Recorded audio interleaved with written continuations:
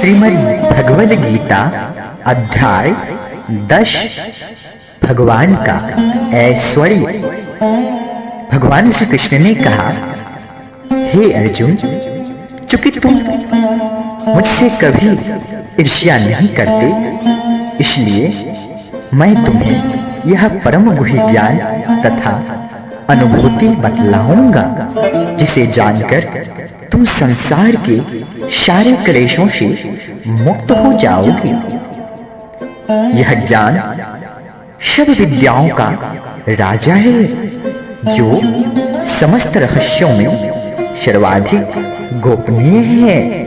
यह परम शुद्ध है और चूंकि यह आत्मा की प्रत्यक्ष अनुभूति कराने वाला है, अतः यह धर्म का सिद्धांत है। यह अविनाशी है और अत्यंत सुखपूर्वक संपन्न किया जाता है। हे परंतप, जो लोग भक्ति में श्रद्धा नहीं रखते, वे मुझे प्राप्त नहीं कर पाते। अतः वे इस भौतिक जगत में जन्म मृत्यु के मार्ग पर वापस आते रहते हैं। यह संपूर्ण जगत मेरे अव्यक्त रूप द्वारा व्याप्त है। समस्त जीव मुझ में है, किंतु मैं उनमें नहीं हूं। तथापि मेरे द्वारा उत्पन्न सारी वस्तुएं मुझ में स्थित नहीं रहती। जरा मेरे योग ऐश्वर्य को देखो। यद्यपि मैं समस्त जीवों का पालक हूं और सर्वत्र व्याप्त हूं, लेकिन मैं इस विराट अभिव्यक्ति का अंश नहीं हूं, क्योंकि मैं सृष्टि का कारण स्वरूप हूं।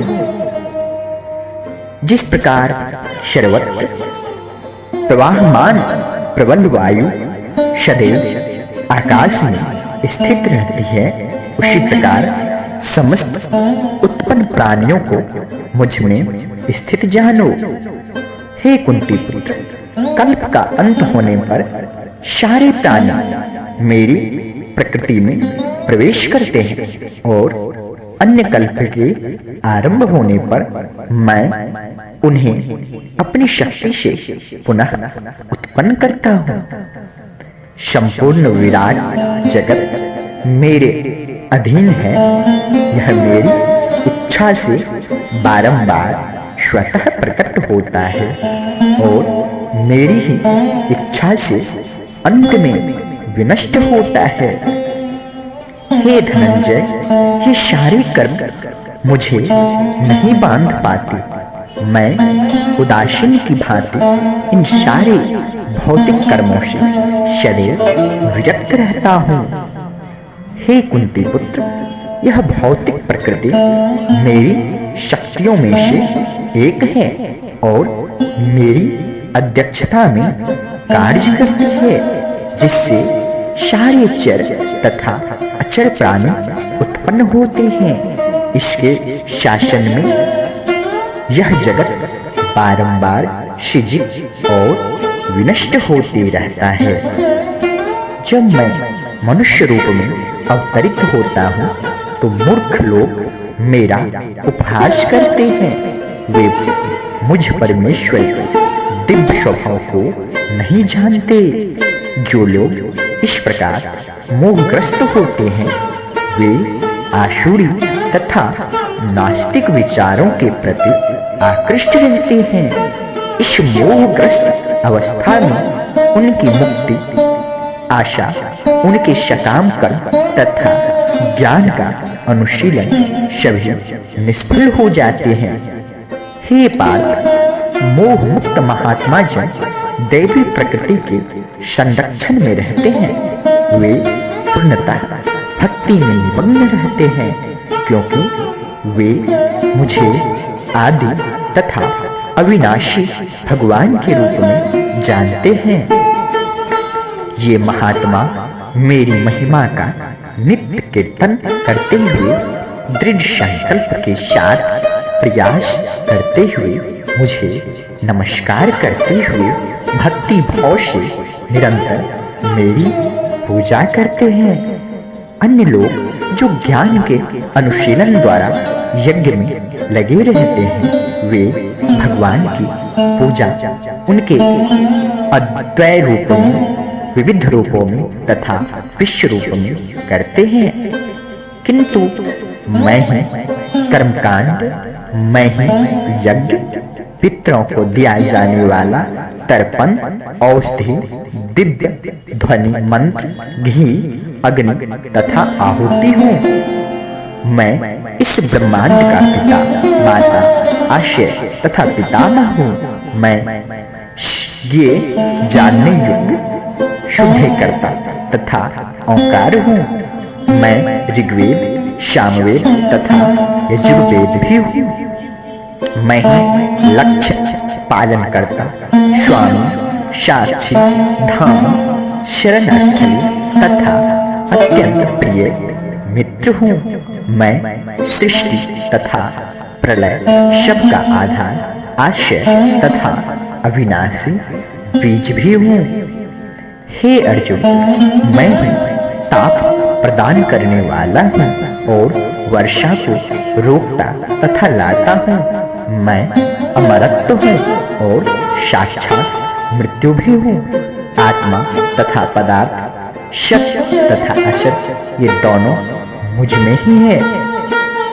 जो वेदों का अध्ययन करते तथा सोमरस का पान करते हैं, वे स्वर्ग प्राप्ति की गवेषणा करते हुए अप्रत्यक्ष रूप से मेरी पूजा करते हैं। वे पाप कर्मों से शुद्ध होकर इंद्र के पवित्र स्वर्गिक धाम में जन्म लेते हैं, जहाँ वे देवताओं का सा आनंद भोगते हैं। इस प्रकार जब वे उपासक विस्तृत स्वर्गिक इंद्रिय सुख को भोग लेते हैं और उनके पुण्य कर्मों के फल क्षीण हो जाते हैं, तो वे फिर इस मृत्यु लोक में लौट आते हैं। इस प्रकार जो तीनों वेदों के सिद्धांतों में दृढ़ रहकर इंद्रिय सुख की गवेषणा करते हैं, उन्हें जन्म मृत्यु का चक्र ही मिल पाता है। किंतु जो लोग अनन्य भाव से मेरे दिव्य स्वरूप का ध्यान करते हुए नित्य निरंतर मेरी पूजा करते हैं, उनकी जो आवश्यकताएं होती हैं उन्हें मैं पूरा करता हूँ और जो कुछ उनके पास है उसकी रक्षा करता हूँ। हे कुंती पुत्र, जो लोग अन्य देवताओं के भक्त हैं और उनकी श्रद्धापूर्वक पूजा करते हैं, वास्तव में वे भी मेरी ही पूजा करते हैं, किंतु वे यह त्रुटिपूर्ण ढंग से करते हैं। मैं ही समस्त यज्ञों का एकमात्र भोक्ता और स्वामी हूँ। अतः जो लोग मेरी वास्तविक दिव्य स्वभाव को नहीं पहचान पाते, वे नीचे गिर जाते हैं। जो देवताओं की पूजा करते हैं, वे देवताओं के बीच जन्म लेंगे। जो पितरों को पूजते हैं, वे पितरों के पास जाते हैं। जो भूत प्रेतों की उपासना करते हैं, वे उन्हीं के बीच जन्म लेते हैं। और जो मेरी पूजा करते हैं, वे मेरे साथ निवास करते हैं। यदि कोई प्रेम तथा भक्ति के साथ मुझे पत्र, फूल, पुष्प, फल या जल प्रदान करता है, तो मैं उसे स्वीकार करता हूँ। हे कुंती पुत्र, तुम जो कुछ करते हो, जो कुछ खाते हो, जो कुछ अर्पित करते हो या जो कुछ दान देते हो और जो भी तपस्या करते हो, उसे मुझे अर्पित करते हुए करो। इस तरह तुम कर्म के बंधन तथा इसके शुभाशुभ फलों से मुक्त हो सकोगे। इस संन्यास योग में अपने चित्त को स्थिर करके तुम मुक्त होकर मेरे पास आ सकोगे। मैं न तो किसी से द्वेष करता हूँ, न ही किसी के साथ पक्षपात करता हूँ। मैं सबों के लिए संभव हूँ, किंतु जो भी भक्तिपूर्वक मेरी सेवा करता है वह मेरा मित्र है, मुझ में स्थित है। वह मुझ में स्थित रहता है और मैं भी उसका मित्र हूँ। यदि कोई जघन्य से जघन्य कर्म करता है किंतु यदि वह भक्ति में रत रहता है तो उसे साधु मानना चाहिए, क्योंकि वह अपने संकल्प में अडिग रहता है। वह तुरंत धर्मात्मा बन जाता है और अस्थायी शांति को प्राप्त करता है। हे कुंती पुत्र, निडर होकर घोषणा कर दो कि मेरे भक्त का कभी विनाश नहीं होता।